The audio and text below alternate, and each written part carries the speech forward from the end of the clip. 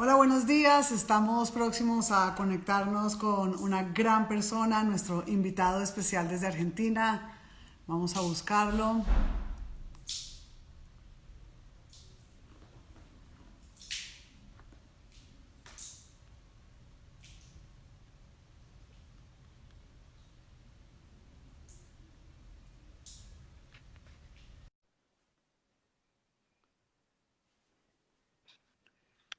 Bueno, ya nos estamos conectando.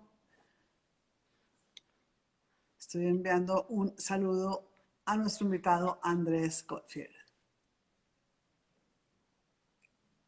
esperando que se nos conecte.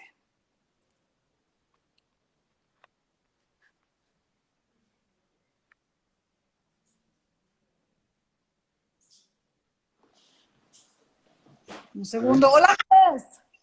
Ahí Voy a cerrar estamos. la ventana. Dame un segundo. Sí, sí. Bueno, ahí está, pero está despacito el sonido. ¿Cómo es? Ahí está. Genial. Bien. Hola. ¿Cómo estás? Bien. Qué emoción tenerte.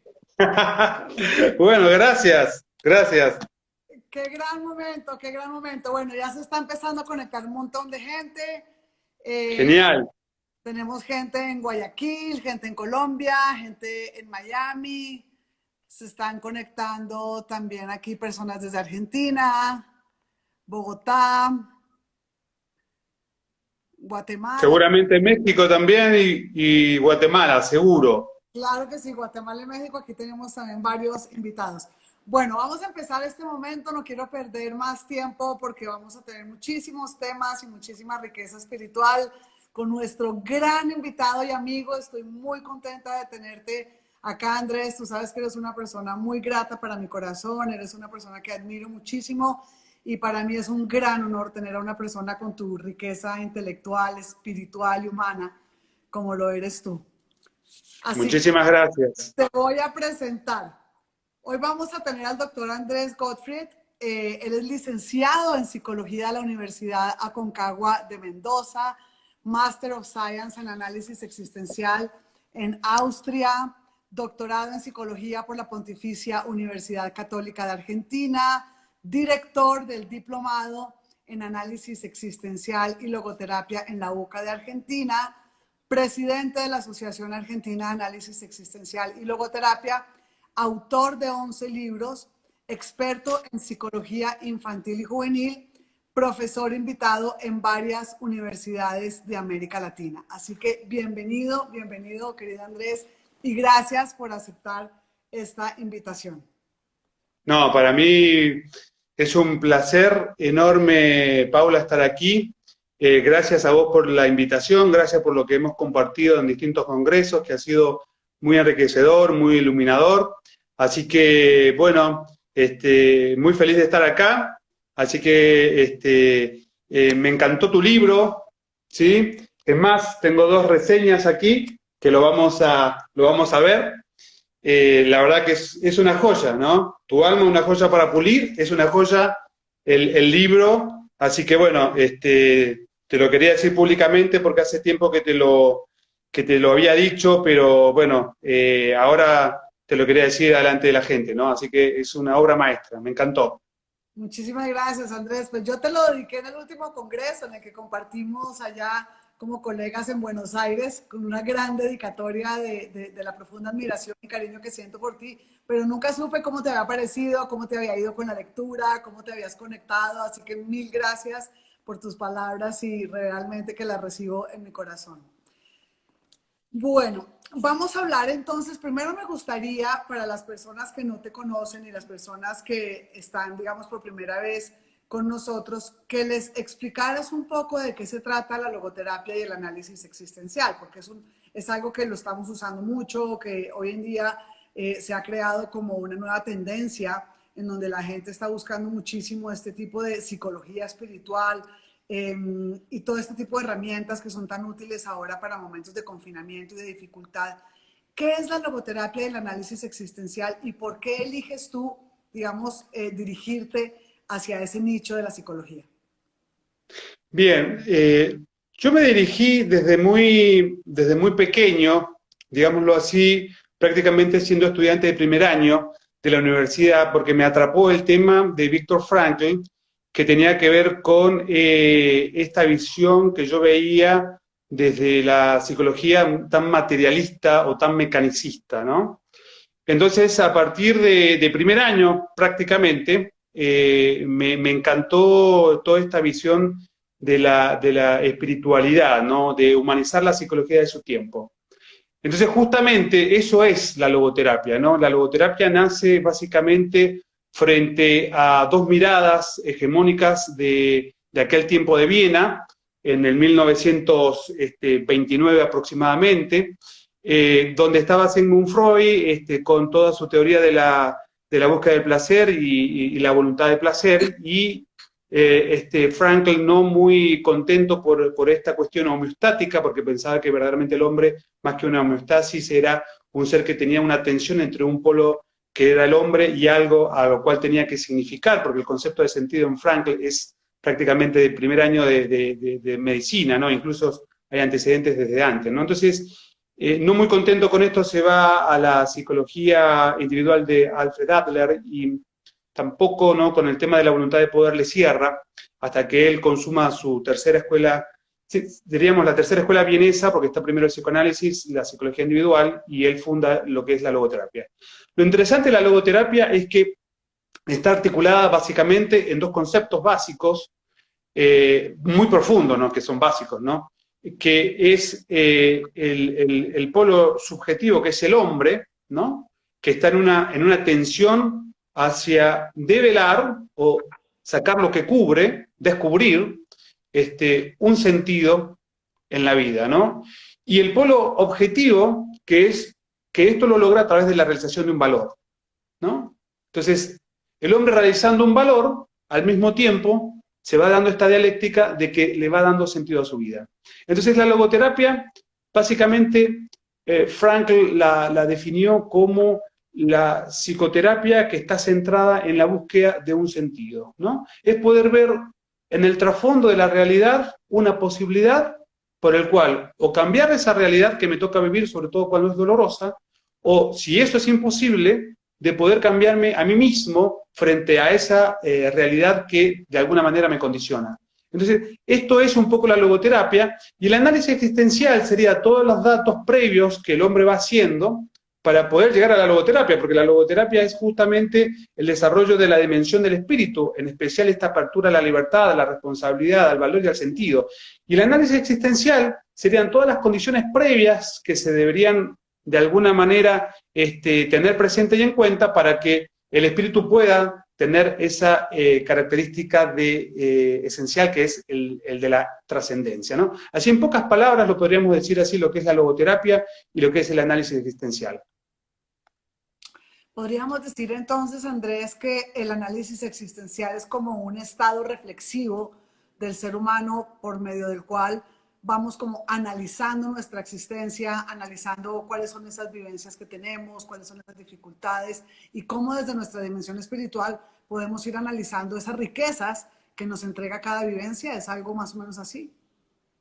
Bueno, el análisis existencial que en especial yo profundicé es el análisis existencial desarrollado por Alfred Lengle, que fue un colaborador y discípulo muy cercano de Viktor Frankl. Él es un psiquiatra vienés también, con una diferencia significativa en cuanto a la edad con respecto a Frankl.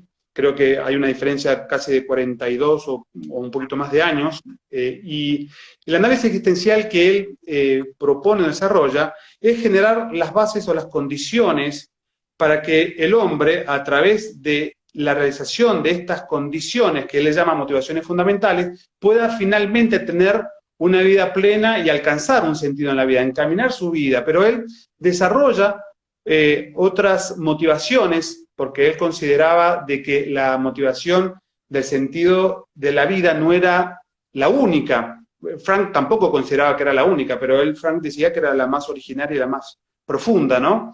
Entonces, el análisis existencial es crear, insertarme en el mundo conectarme con la vida y el gustar de la vida, encontrar mi autoestima, el valor de lo que yo soy, de lo que me es propio, para luego proyectarme y abrirme hacia los contextos de sentido. Entonces, el análisis existencial en esta perspectiva hace referencia a 4 motivaciones fundamentales: el mundo, la vida, la autenticidad y el sentido en la vida. Entonces, estas 3 anteriores a la cuarta, que es el sentido de la vida, él le llama la psicodinamia, no la no dinamia, como le llamó Viktor Frankl, sino la psicodinamia, es decir, la dinámica de la psiquis, desde una perspectiva específicamente existencial, ¿no? Entonces, esto es como la preparación que el hombre debe ir logrando en estas exigencias del existir para poder finalmente alcanzar un sentido en la vida. Qué lindo, qué bonito. Bueno, la primera pregunta que quería hacerte y que yo creo que muchos de nuestros escuchas te quisieran hacer es, ¿cómo podemos hacer para sostener el sentido de la vida, para no perder el sentido de la vida en momentos de dificultad como los que estamos viviendo ahora a nivel mundial? Porque si bien yo creo que el mundo había tenido pandemias en otros momentos históricos y había tenido confinamientos en otros momentos históricos, yo creo que esta es la primera vez en la que el universo entero, el planeta entero, se ve confinado, se ve amenazado y de alguna manera se contagia esta tristeza, esta melancolía, este temor, esta vulnerabilidad, y entonces es muy difícil mantener el sentido de la vida o encontrarle el sentido de la vida cuando nuestras seguridades se van perdiendo. Entonces, en tu experiencia como experto en estos temas, ¿qué consejos le podrías dar a las personas que nos están escuchando para que si perdieron el sentido de la vida puedan diseñar una ruta de navegación para poderlo volver a encontrar, o cómo sostenerlo cuando a veces se nos va perdiendo? Bueno, en la mayoría de los casos, casi todos, ¿no? Yo hace 20 años que estoy con la praxis clínica, ¿no? Y a las personas les pregunto, bueno, comentame cuáles han sido en tu vida los momentos en los cuales más has crecido. Y es muy llamativo que la mayoría de la gente contesta en los momentos de dolor, en los momentos de dificultad, cuando de alguna manera uno se ha sentido confrontado con lo que Jasper decía, las situaciones límites. No en vano, Viktor Frankl, cuando hace la categorización de los valores, que habla de los valores creativos, los valores vivenciales, dice que los valores actitudinales tienen la supremacía con respecto a los otros, justamente porque es cuando el hombre se encuentra confrontado consigo mismo, le da una mayor probabilidad de poder realizar su vida, ¿no? Entonces, cuando nosotros pensamos en cómo sostener el sentido en la vida ante situaciones sufrientes, es muy importante tener claro cuál es el valor que de alguna manera nos sostiene. ¿Cuál es el valor por el cual nosotros estamos inmersos en esta situación? ¿Qué es verdaderamente lo importante que está en juego ahí? Porque cuando nosotros ponemos a la luz aquello que es importante para la vida, entiéndase el valor, esto es lo que de alguna manera nos da la posibilidad de soportar, ¿no? Soportar significa, de alguna manera, estar debajo de aquello que me condiciona, que me comprime. Pero no es solamente soportar. Por supuesto que si yo tengo una causa por la cual sufrir, una causa por la cual soportar o sostener una situación, yo tengo un mayor nivel de fortaleza. Pero nosotros tenemos que pasar al aceptar, que es justamente cuando yo me sobrepongo, me pongo arriba, no estoy abajo. Entonces, el punto más importante es que yo pueda recibir esto sin temor. Yo creo que tenemos que recibir todas las dificultades o todo aquello que se nos presenta en la vida sin temor, sin miedos, y verdaderamente ver qué es lo que yo a través de eso puedo aprender. Pues fíjate que a mí me gusta mucho la palabra latina positum. La palabra latina positum significa lo opuesto, significa lo que yo pongo. Y positivismo, o ser positivo, significa justamente la capacidad que tiene el hombre que ante la dificultad, ante la enfermedad, ante los condicionamientos, ¿qué puedo yo poner en esa situación de bueno que sea mío para poder crecer y superarme? Entonces, yo creo que tres características. De alguna manera, ver cuál es el valor por el cual yo sostengo algo, tratar de que en esa situación lo dejo ser, lo permito, aceptar significa soltar, dejar que venga, no tener miedo frente a lo que puede pasar. Esto no significa que yo voy a ser un temerario, ¿no es cierto? Y me voy a arriesgar a vivir una vida donde pueda tener un cierto nivel de peligrosidad. Si estamos hablando de COVID, eso no significa, bueno, ¿no? Me voy a ir a donde hay personas que tengan COVID. Pero el tema es básicamente de no tener miedo a que esto me toque, que esto modifique, porque ahí es donde yo crezco.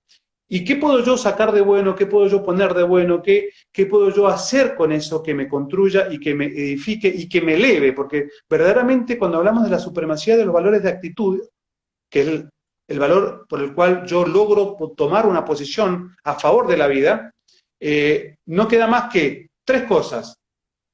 Crecer interiormente, madurar, que es manejar la vida desde adentro, y de alguna manera dar un testimonio ante la dificultad. Entonces pienso que estos tips pueden ayudar un poco a ser resiliente, a ser fuerte, a no tener miedos de vivir una vida con sentido.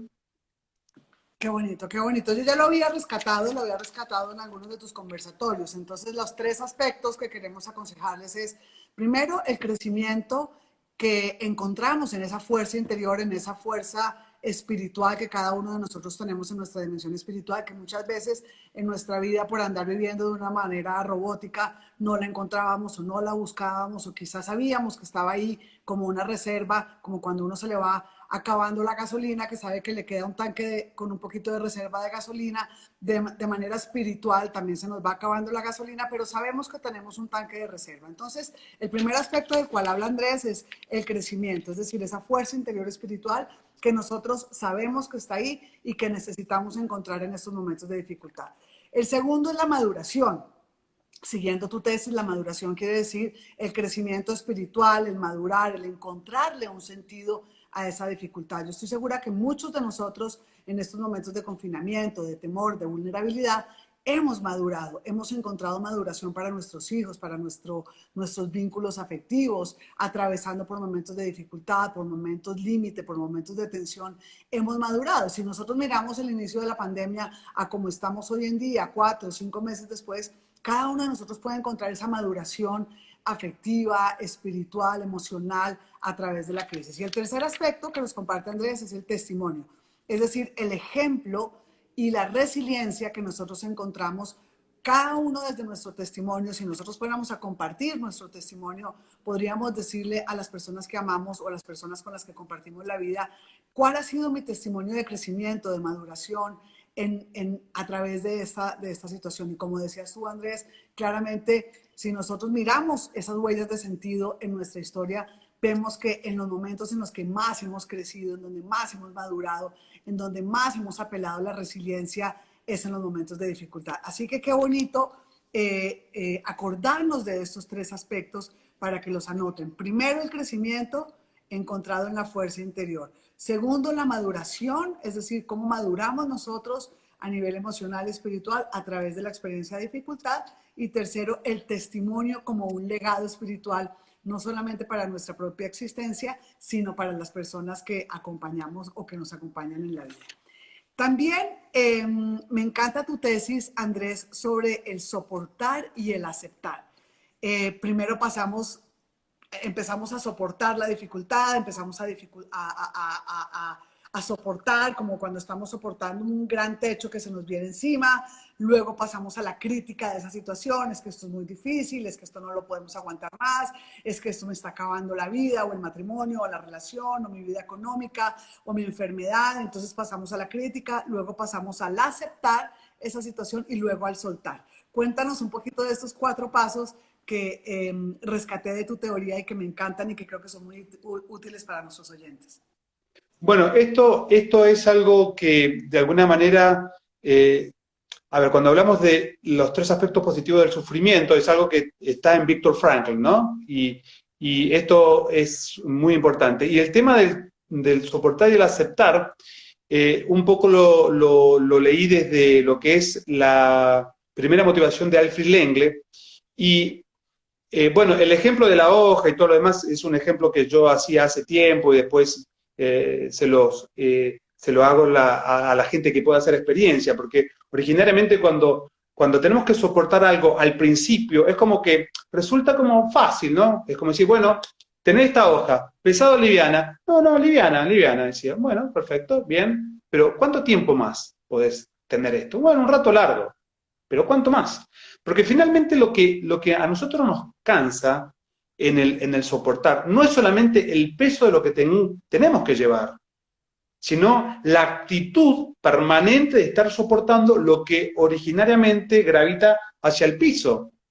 Entonces, es la actitud también en la que yo estoy cuando estoy soportando, si eso verdaderamente es bueno para mí soportar, si eso verdaderamente para mí es significativo, porque muchas veces, si yo tengo un motivo por el cual soportar algo, bueno, tengo el valor claro, pum, me da la fuerza para seguir soportando, pero cuando yo tengo que soportar situaciones que son ridículas, que son cambiables. Acordate que Viktor Frankl también hace referencia a lo que es sufrimiento necesario y sufrimiento innecesario. Y te dice, mira, del sufrimiento innecesario, que es aquello que vos podés cambiar y no lo haces teniendo los recursos, los medios para hacerlo, de ese sufrimiento vos no le podés encontrar ningún sentido a la vida.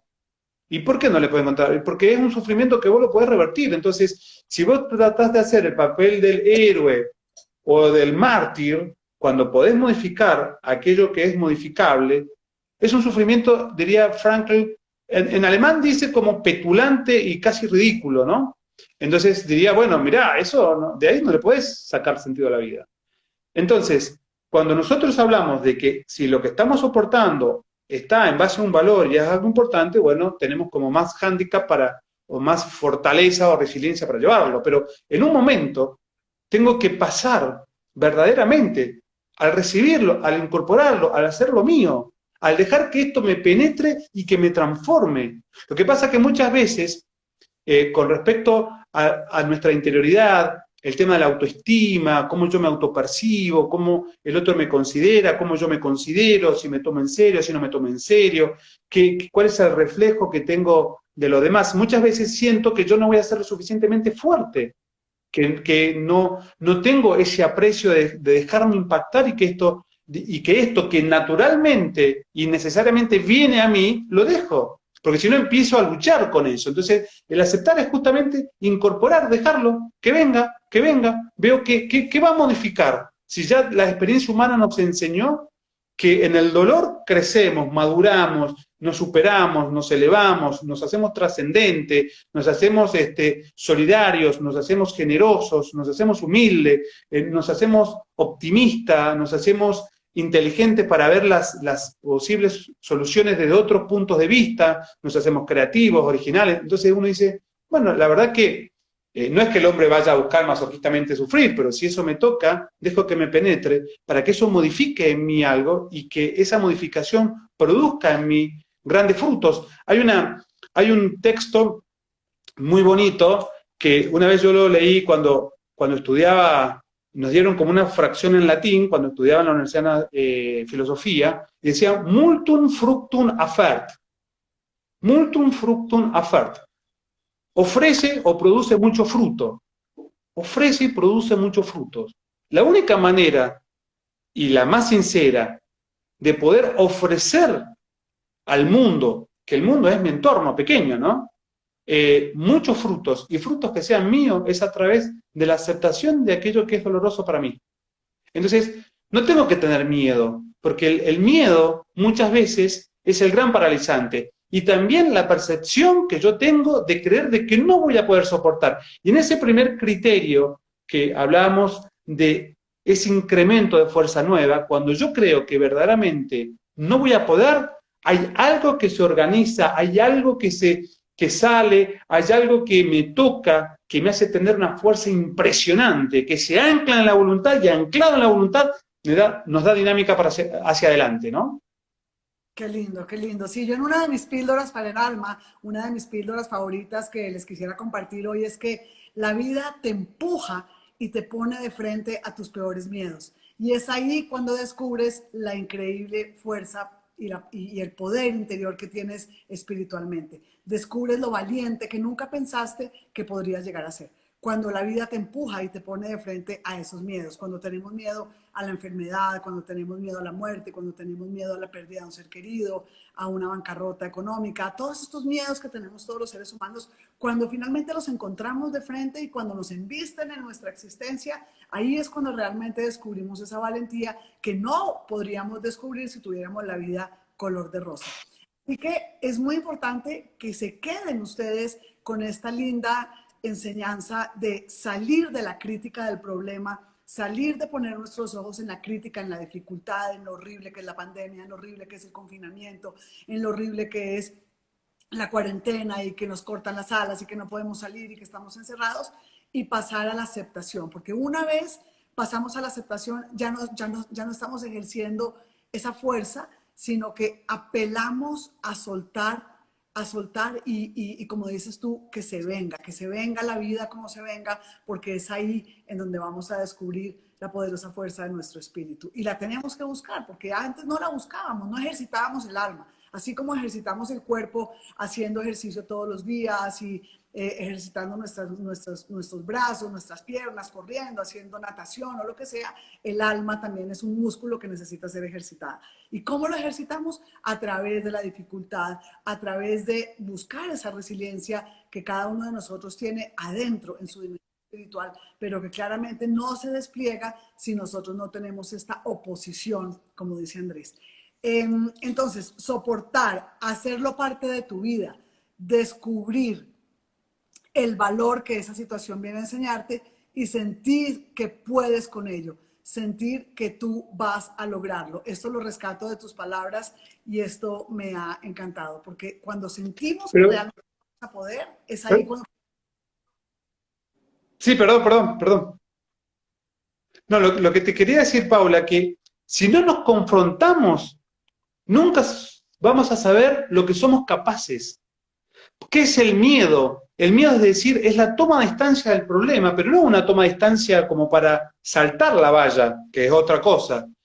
El miedo es como recluirme, el miedo es como empobrecerme, el miedo es como achicarme, es el no verme como posibilidad. El miedo es ensimismarme. Entonces, si yo no me confronto, si yo no soy capaz de ver cara a cara aquello que me toca vivir como doloroso, nunca voy a ser capaz de saber quién soy. Y esto es básicamente una de las fuentes de la autoestima, porque cuando yo logro la percepción que tengo de mí mismo como fuerte, como persona, como capacidad de resolver lo que me toca, no solamente se va el miedo, sino que además aumenta la valoración y la percepción positiva de mí. Y esto es la fuente de la autoestima, ¿sí? ¿Cómo yo me percibo? Y esto también, cuando una persona ha sufrido mucho y te saludan y te dicen, no, qué bien, cómo lo has llevado,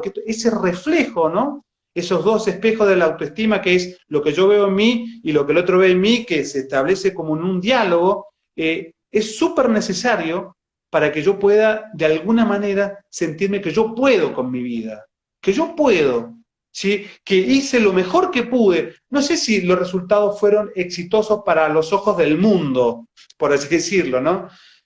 Pero acordate que Viktor Frankl, cuando hace referencia a los valores actitudinales, hace como una cruz y en la parte superior pone él satisfacción interior, yo le diría plenitud, serenidad, abajo pone desesperación y en otro eje, ¿sí?, pone éxito y fracaso.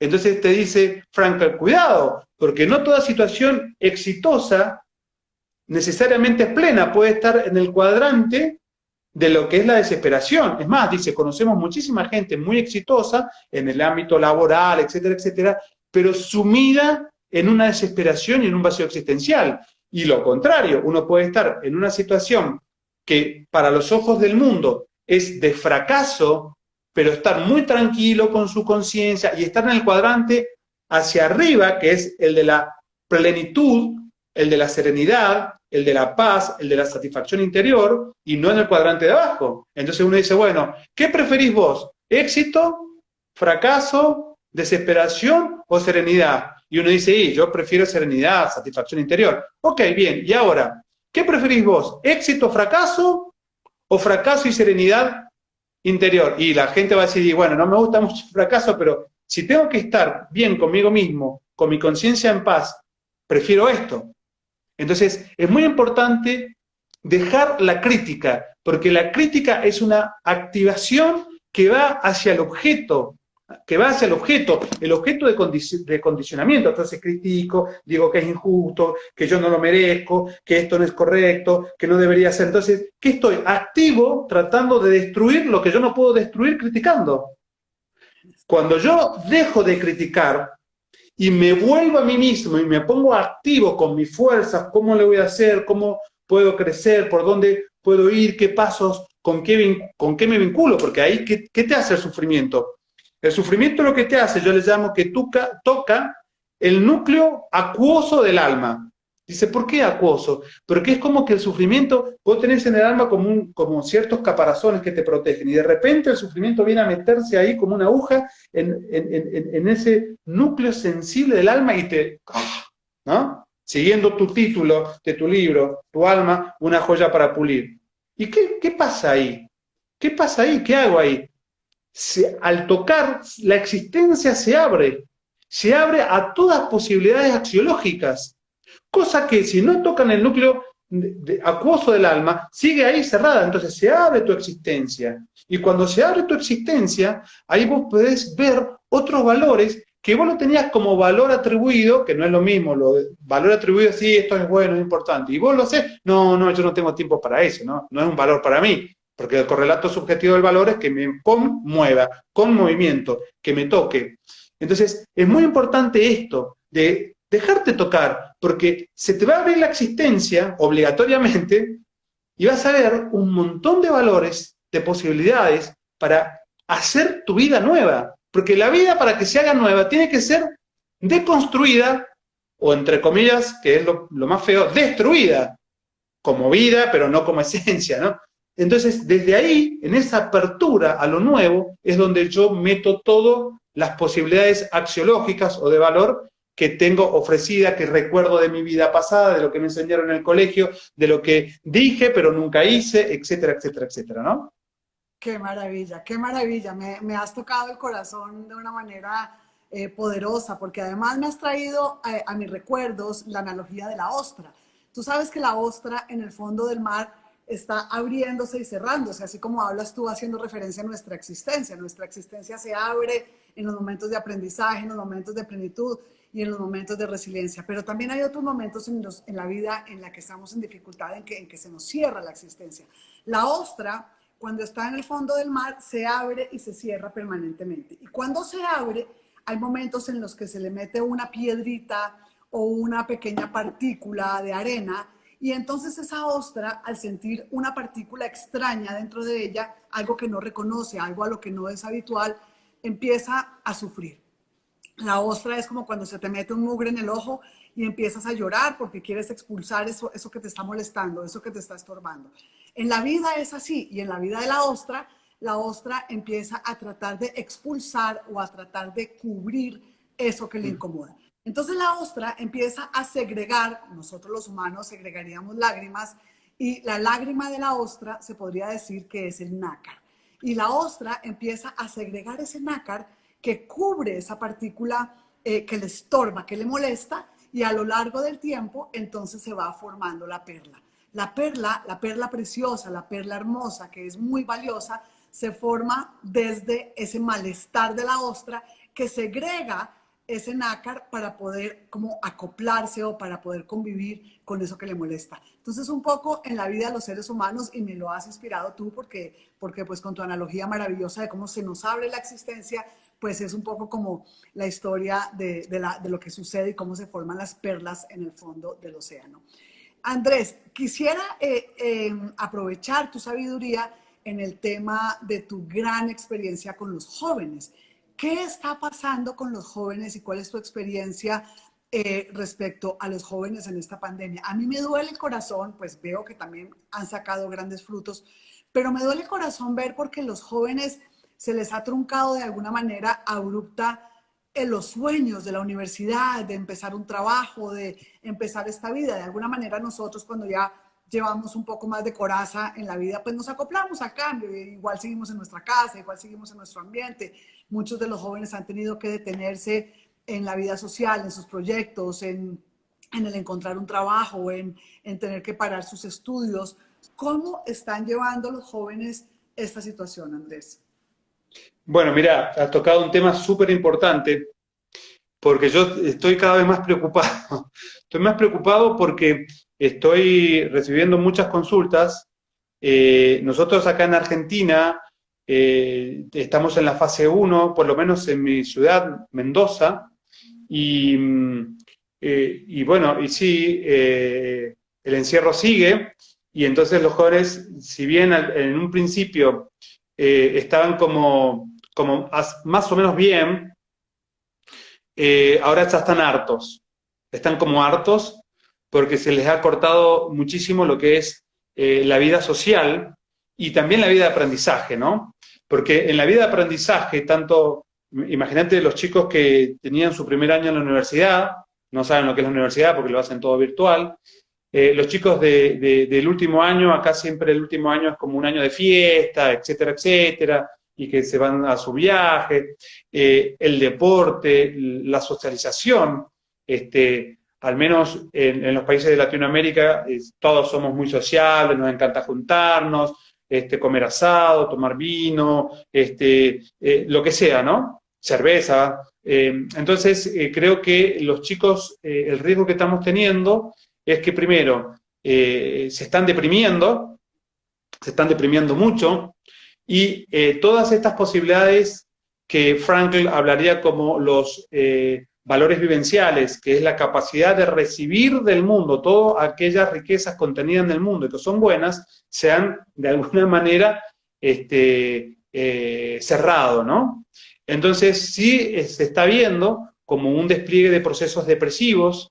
En estos despliegues de procesos depresivos estamos viendo que los chicos sienten mucho aburrimiento, sienten mucho encierro, hay un aumento de la agresividad interna y de las relaciones y de la agresividad con las relaciones de primera línea, con los padres o los hermanos. Estamos viendo que han aumentado las adicciones, ya sea en las redes sociales o en los juegos de diversión, o algunas otras adicciones de las cuales se podrían llegar a tener acceso más fácil, como la marihuana lo están logrando. Ha aumentado de manera significativa la conducta sexualizada a través de lo que son las redes, y bueno, entonces sí, de alguna manera están un poco hartos, se están deprimiendo y están perdiendo un poco de referencia. Por eso yo he aconsejado mucho en distintas conferencias que siempre me han pedido de que ayudemos a los jóvenes, primeramente, a poder estructurar su día a través de determinadas actividades que sean vinculadas con un idioma, con hacer deporte, cada una hora, ¿no? Ver algo que tenga que ver más allá del estudio, de hacer un Zoom o un Meet con sus amigos, de ver algo que tenga que ver con arte, ¿sí? Un poco volverles a ofrecerles esa estructura que ellos perdieron, que era que se levantaban temprano, iban toda la mañana al colegio, algunos hacían hasta doble horario, venían a las 16:30 a casa, y después tal vez, no sé, iban a hacer deporte, etcétera, etcétera. Entonces los chicos han perdido toda esta plataforma referencial que daba a través de cierta estructura, horarios, una estabilidad. Entonces necesitamos verdaderamente con los jóvenes ocuparnos de ellos. Los padres están hartos también porque están haciendo la tarea de aprender, no sé cómo es en otros países, pero acá nosotros como llevamos acá en Argentina, tenemos que enseñarle al chico lo que la maestra le tiene que enseñar, sobre todo cuando tenemos hijos chicos. Yo tengo hijos chicos, entonces yo no sé a veces lo que le pide la maestra, porque yo sé de psicología, pero después vamos al reino vegetal y te dice, bueno, ¿qué es esto? Te tenés que poner a estudiar para que enseñarle. Entonces se generan verdaderamente, y además uno tiene que trabajar, entonces se está como desarmando y se está desequilibrando mucho la situación.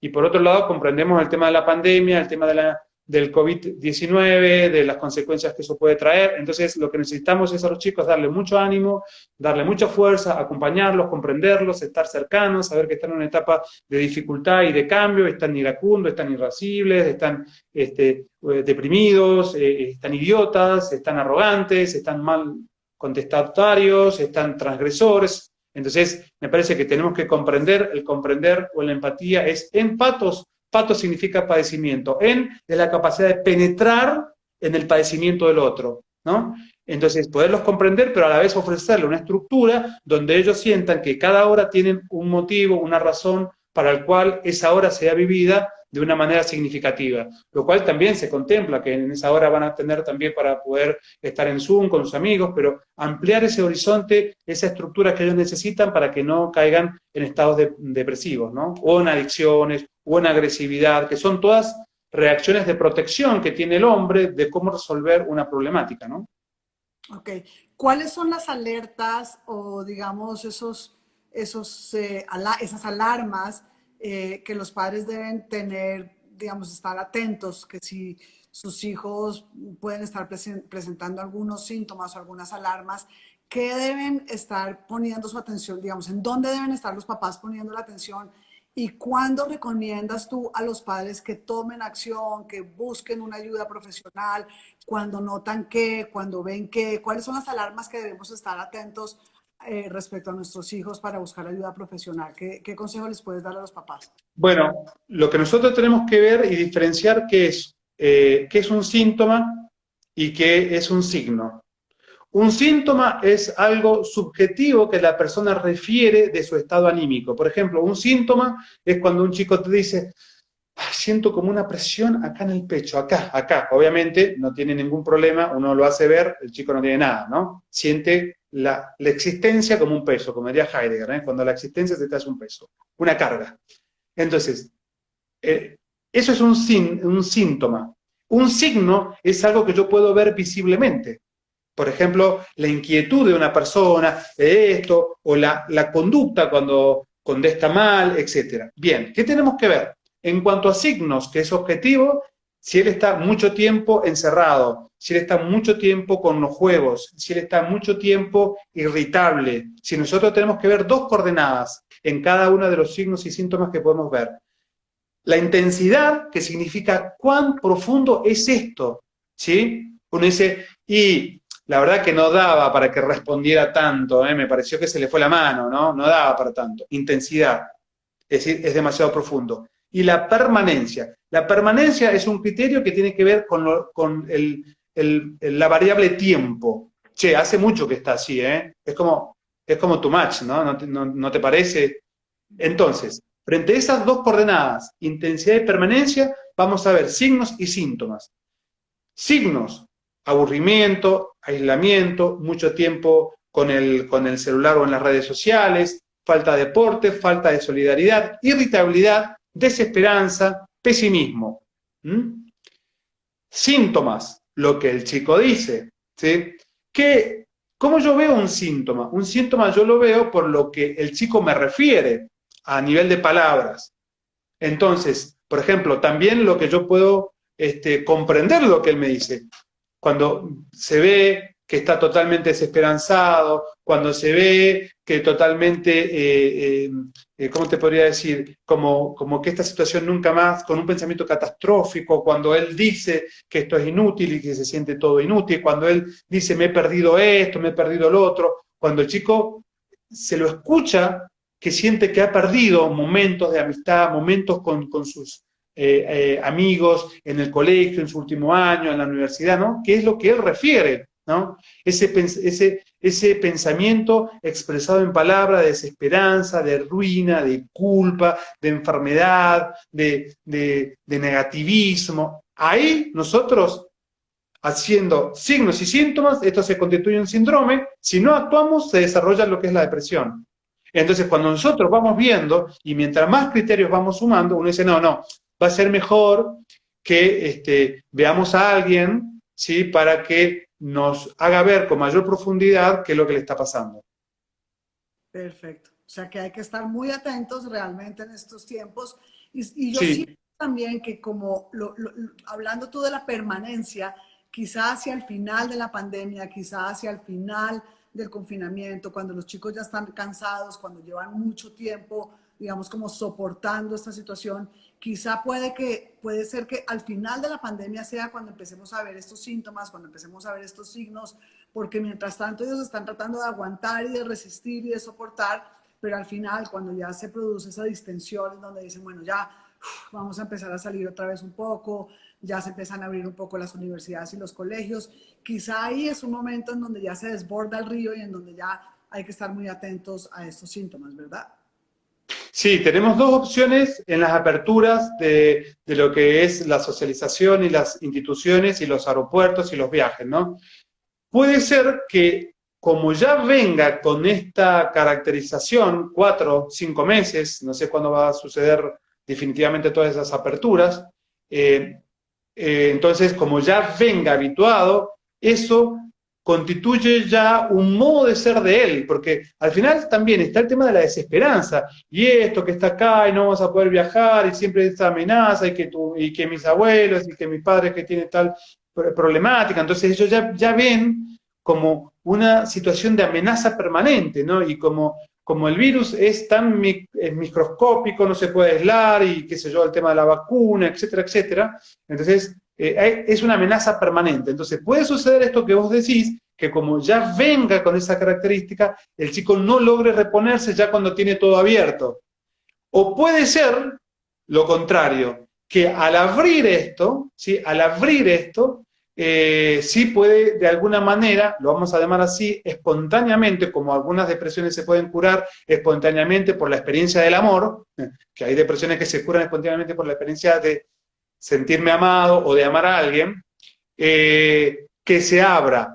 Pero esto que yo digo último es peligroso, porque después los padres dicen, bueno, lo dijo Andrés, vamos a esperar un poco, y seguimos esperando, y ya el chico está sumido en una depresión importante. Entonces, yo creo que lo preventivo siempre es mucho mejor en todo sentido, porque le disminuimos el sufrimiento a la persona, e incluso la atención siempre es más puntual y más breve, y el costo económico que uno haría de algo preventivo como algo vinculado con el tratamiento es mucho menor también, ¿no? Claro, claro. No es lo mismo hacer un tratamiento preventivo que un tratamiento por una patología, que un tratamiento por una reinserción a la vida social después de haber tenido una patología de larga data. No es lo mismo. De acuerdo, de acuerdo. Esto respecto a los adolescentes y respecto a los niños, a los chiquitos, que es mucho más complicado porque ellos no, pues no expresan, no saben decirle a papá y a mamá tengo una depresión o estoy sintiéndome irascible, pero se ven los síntomas y claramente pues los niños que están acostumbrados a ir al parque, a ir al club, a salir de la casa, qué nos recomiendas también a los padres o a los padres que tienen hijos pequeños? ¿Cómo pueden notar o cuáles son los síntomas y los signos a los que deben estar atentos respecto a los niños pequeños?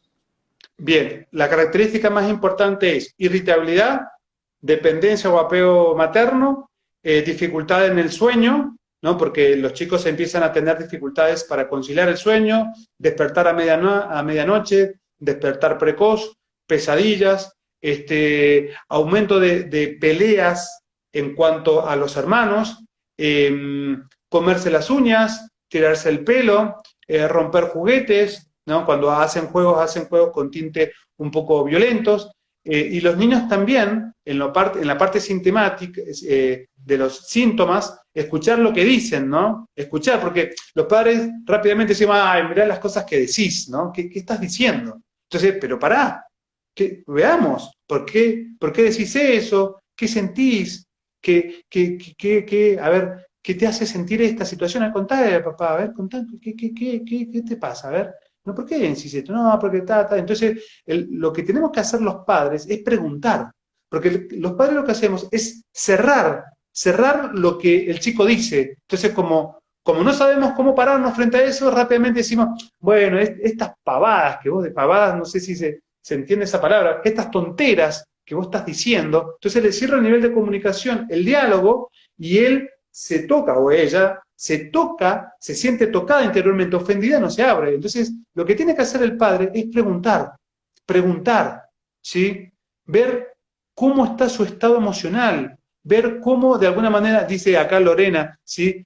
Preguntar sobre el sentir, cómo te sentís frente a esto, y dar apoyo, porque muchas veces lo que sienten los niños no son validados por lo que nosotros decimos. Ujú. Entonces, por lo que ellos dicen, entonces como se sienten descalificados, no se sienten considerados, no se sienten tratados justamente, todo esto son cosas que también influyen mucho en la autoestima. Entonces, preguntar hasta última instancia, preguntar, preguntar, preguntar. Lo mismo nos pasa cuando trabajamos con chicos que tienen ideación suicida, ¿no? Que el psicólogo inmediatamente, por lo que dice, inmediatamente, no, pero ¿cómo? Y tu vida, y tu mamá, y que esto, que lo otro. Vamos hasta el fondo. Hay una expresión italiana muy interesante, justamente ayer la estaba comentando con una mujer de Guatemala, que se dice fino a la fine. Es una expresión italiana que no tiene traducción.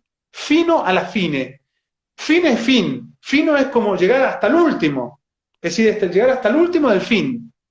El fin del final sería una, no sé. Yo lo he hablado con italianos que saben mucho castellano y no saben traducirlo, pero llegar fino a la fine, es decir, llegar hasta el extremo para decir, a ver, ¿qué te pasa? Contame, ¿qué pensabas? ¿Cómo lo pensabas? ¿Cuándo lo pensabas? ¿En qué momento? ¿Con qué elementos? ¿De qué forma? ¿Cuándo? ¿Dónde? ¿Cómo? Entonces yo tengo, de alguna manera, la capacidad afectiva de introducirme en la vida de mi hijo, de mi paciente, para conocer verdaderamente lo que le está pasando, porque si no el chico siente miedo y de repente se retrotrae y entonces, no, se asusta. Entonces, no, vamos fino a la fine, vamos al final último de lo que te está pasando. Creo que el diálogo y la contención afectiva es muy importante, por eso hoy tenemos que estar muy atentos a nuestros niños y a nuestros jóvenes, muy, muy atentos, porque considero que verdaderamente es la parte más vulnerable y sensible de esta pandemia. Así es, estoy totalmente de acuerdo contigo. Y es muy importante en ese sentido, el consejo que creo que podemos darles es crear esos espacios de diálogo. Muchas veces nos rutinizamos, caemos en rutinas en donde nos levantamos, cada uno se mete en un computador, cada uno se mete en su habitación a trabajar, nos volvemos trabajólicos en donde solamente trabajamos y también ese aspecto de estar trabajando todo el tiempo, trabajando inclusive los sábados y los domingos, es para distraer la mente de lo que realmente le está pasando al alma. Entonces yo creo que si vemos eso en nuestra pareja, en nuestros hijos pequeños que también se quedan pegados de esos jueguitos en donde también se están volviendo muy adictos a ellos, tener cuidado y generar espacios de comunicación. Es muy importante salir de esa rutina y poner unos horarios en donde sabemos que en la cena no es que cada uno cene en su cuarto con su computador y con su cena aislado, sino tratar de generar esos espacios de comunicación, de conversación, en donde la familia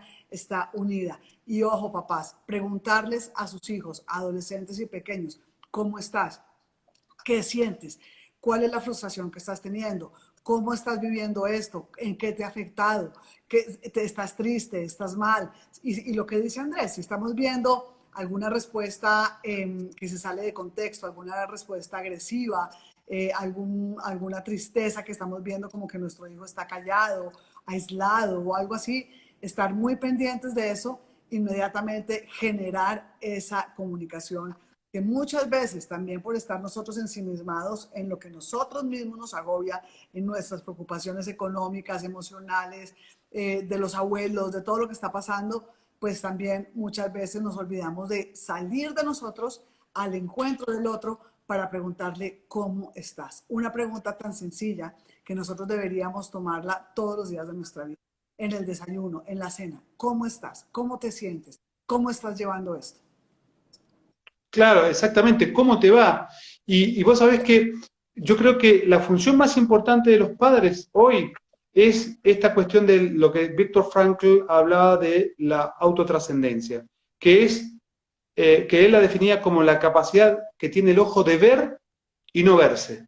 Yo creo que el padre hoy se tiene que ver muy poco y ver afuera. Lo autotrascendente, dice, es como el ojo. Lo propio del ojo es ver y no verse. En la medida en que nosotros como padres estamos mirándonos demasiado a lo que a nosotros nos pasa, estamos irritables porque tenemos que dar clase a los chicos, hacer las tareas, subirla a la web porque los chicos pequeños no lo saben hacer y además tengo que trabajar y el encierro y que no puedo ver a mi familia porque mis padres son grandes. Cuando yo empiezo a verme demasiado a mí mismo, cuando yo pienso a vivir demasiado para mí mismo, es cuando empiezo a morir para los demás. Entonces, lo propio es que le puedo dejar claramente a nosotros los adultos, es que tengamos esa capacidad de ver a los demás, a los más sensibles, olvidarnos un poco de nosotros mismos, porque tal vez nosotros sí tengamos la fortaleza, no siempre, pero sí tenemos los recursos al ser adultos, de poder repararnos o arreglarnos, pero los niños no lo saben, no saben qué hacer, entonces de repente uno dice, ah, mira, se hizo pis en la cama, qué raro, tiene 5 años, tiene 6, tiene 7, ¿qué pasó? No, seguro que se hizo, que se olvidó ir al baño. Ojo, enuresis nocturna, puede ser un criterio, fíjate, entonces me parece que la invitación es a ser autotrascendente. ¿Sí? Ser autotrascendente significa elevarme de mi ser aquí y ahora con mis condiciones, con mi vida, con mis emociones, para ver si puedo mirar al otro. Y al encontrar al otro, aparece algo mágico y maravilloso, que es que me encuentro a mí mismo. Exactamente, qué bonito, Andrés. Bueno, no sé cuánto tiempo nos queda, teníamos una hora, no sé cuánto tiempo llevamos porque aquí no me lo Creo que marca. estamos como a 55 minutos ya, ¿eh? Entonces, yo quiero rescatar que me encanta la teoría del sufrimiento innecesario y el sufrimiento necesario. Ahora yo creo que estamos frente a un sufrimiento necesario, perdón, porque es algo que no podemos cambiar. Habíamos hablado que el sufrimiento innecesario es cuando podemos cambiar esa situación. Entonces, si tenemos la pérdida de un amigo porque nos peleamos, o si tenemos un divorcio, o si tenemos una quiebra económica o una situación económica difícil, es un sufrimiento innecesario porque a la larga, al final, vamos a poder hacer alguna intervención para cambiar o mejorar ese sufrimiento o salir de él. El sufrimiento innecesario es cuando no podemos hacer nada. Y lo único que podemos cambiar es la actitud que tenemos ante ese sufrimiento. Entonces, quiero dejarlos con este pensamiento. Estamos ante un sufrimiento necesario, es decir, algo que no podemos cambiar, que no está en nuestras manos hacer alguna diferencia, cambiarlo, modificarlo, y tenemos que pasar por ese túnel de dificultad, por ese túnel de oscuridad, pero la importancia es poner nuestros ojos en la actitud y en los frutos de madurez, de crecimiento, de resiliencia que vamos a poder tener al final de este sufrimiento cuando atravesemos al otro lado del túnel. Así que muchísimas gracias, querido Andrés. Regálanos tus redes sociales para que las personas te puedan seguir y para que puedan seguir conectados contigo. Bueno, yo en realidad saqué un Instagram justamente para comunicarme con vos, así que hace 3 semanas que saqué un Instagram, que es la única red social que yo tengo, que se llama Andrés Gottfried, Gottfried, Andrés Gottfried. Ahí he subido unos videos muy simpáticos con mi hija Caterina, que habla acerca de algunas características, nunca las quise involucrar mucho, pero ella, papá, hagamos uno, y ahora he sacado uno con mi hijo, que es más chiquito, muy simpáticos también, así que bueno, eso es el único medio que me pueden encontrar con respecto a las redes. Pero maravilloso. Sabemos que personas tan académicas como tú son poco de redes sociales porque no tienen tiempo, pero ahora pues es una oportunidad para nutrirlas, para enriquecerlas y para que a través de ese encuentro contigo en tu Instagram podamos seguirnos nutriendo nosotros también espiritualmente de toda tu sabiduría, tu riqueza espiritual. Eres una gran persona, un gran maestro y siempre tienes un alma hermosa, un alma trascendente con la cual para nosotros es una gran bendición podernos acercar a ella, Andrés. Bueno, mil gracias. Lo mismo puedo decir de vos y con creces, así que bueno, mil gracias. Es muy emocionante lo que me decís, muy emocionante. Pienso exactamente lo mismo con respecto a vos. Gracias, Andrés. Espero encontrarte pronto en Argentina o cuando vengas a Colombia, en los próximos congresos en donde siempre tenemos la bendición de encontrarnos y de compartir toda estas maravillosas experiencias de vida. Y un abrazo muy fuerte para ti y para Caterina, que es una maravillosa actriz. Me encanta toda su intervención en tus redes sociales, bueno, en tu Instagram. Y te entregamos nuestro corazón. Estamos ya aquí con varias personas diciéndonos que fue un maravilloso encuentro, que lo agradecen. Las personas que no se pudieron unir, va a quedar en mi Instagram y después va a quedar también en el Instagram de Andrés para que lo puedan mandar. También lo vamos a poner en YouTube, en Paula López Escritora, @Paula López Escritora. Ahí en YouTube también van a poder encontrar todos nuestros lives. Así que nos encontramos todos los viernes con invitados como Andrés. Vamos a tener invitados de México, de Argentina, de España, de Guatemala, de Costa Rica, de todos los rincones del mundo. Así que mil gracias por haber atendido esta invitación, por toda tu grandiosa sabiduría y en nombre de todos los colombianos y de todas las personas que te escucharon alrededor del mundo, un grandísimo abrazo de gratitud y admiración, Andrés. Muchas gracias a vos. Que andes muy bien. Te mandamos nuestro corazón y saludes a toda tu familia. Chao, chao. Chao, chao.